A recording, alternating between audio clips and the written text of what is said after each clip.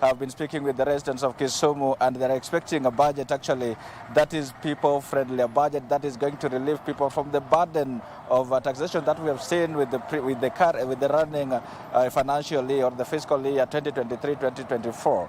And as we're just counting hours actually by now, it's just hours before the Cabinet Secretary for National Treasury, that is Njuguna Ndung'u, will be reading the budget in the National Assembly. But then, very quickly, let me just engage one of the residents of Kisumu County here to give us their feeling. What do they expect, and what do they think about the estimates that we have been able to see so far? Chris, if you can just move here and look into the camera. You are very much concerned with the status of health in the country. Today is the budget reading day.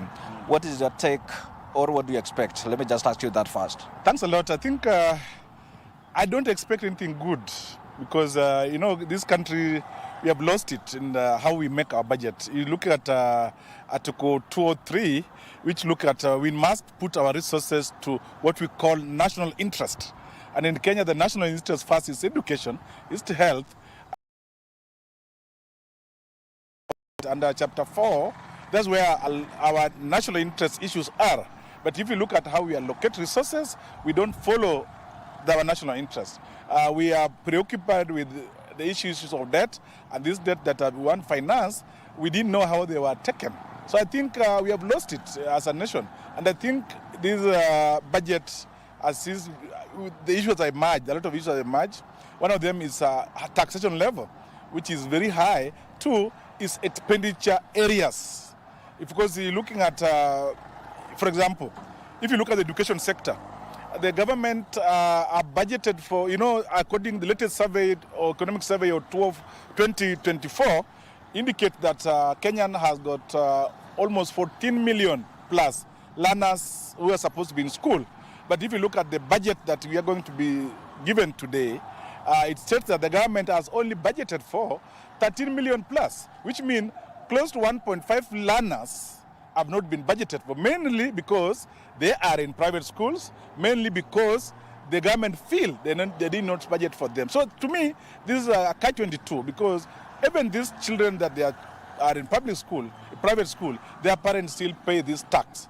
Their parents still pay the usuru. So I think I was looking at the budget, even the allocation to independent commissions like Auditor General Office. Auditor General cannot function effectively to promote oversight if it's not well funded. And this, to me, is a big issue.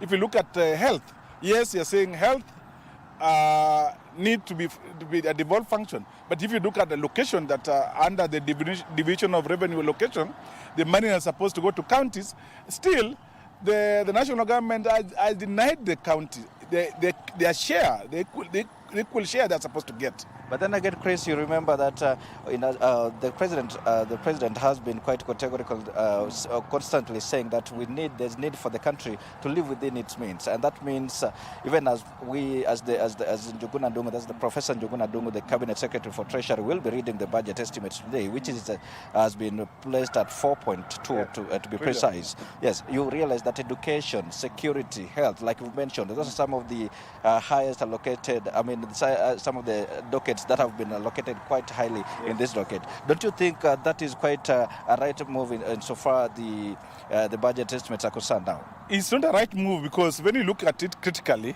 look at it, which areas are they taking this money? That's where the issue is, and where is that? How is it going to be spent?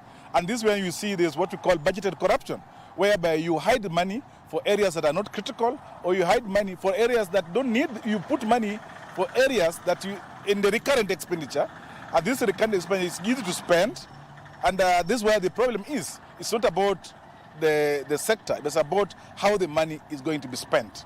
And for example, and even taxation level, for example, if you ask county now, what KRA is trying to say, that the county own source revenue will be taxed. If you go that level, then there's going to be chaos, meaning that if you don't respect the county autonomy to collect revenue and spend, and you are selling them, if you collect, we must tax you. Wycliffe, it's not possible to tax everything.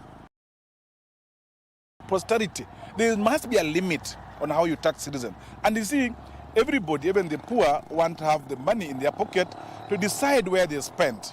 But if you tax everything that people earn, they'll be bleeding.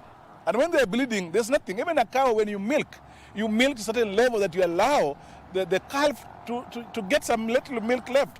But if you milk everything, then there's going to be blood. Let me also catch you on that. Yeah. You see, right now, the public debt in the country is standing at around 11.3 trillion, to be precise.